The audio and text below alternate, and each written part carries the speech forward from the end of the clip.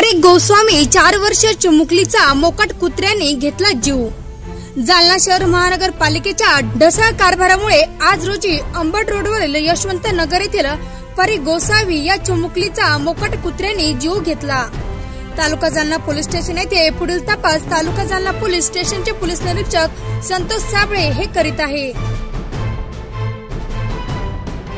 तर जालना शहरातील अंबड चौकडी परिसरामध्ये 4 वर्षाची मुलीचा मृतदेह आढळल्याची घटना घडली आहे। तुम्ही घटनास्थळी भेट दिली, काय माहिती आहे, काय नाव मुलीचा आणि प्राथमिक तुमचा अंदाज काय होता? यशवंत नगर भागामध्ये एक 3 वर्षाची मुलगी परी दीपक गोस्वामी या मुलीचा मृतदेह तिथे सापडलेला आहे। ते घटनास्थळाची पाहणी केली असता ते भटक्या जनावरांनी कुत्र्यांनी जे शरीरावरती चावा घेतल्याची प्रथमदर्शनी दिसून येत आहे। सदर घटनास्थळ पंचनामा आणि मृतदेहाचा इन्क्वेस्ट पंचनामा आम्ही करीत आहोत आणि पुढील तपास चालू आहे।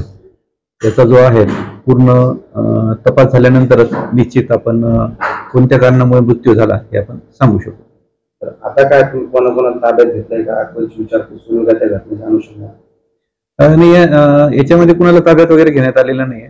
फक्त आई वडील जे आहेत त्यांना विचारपूस करण्यात आलेली आहे।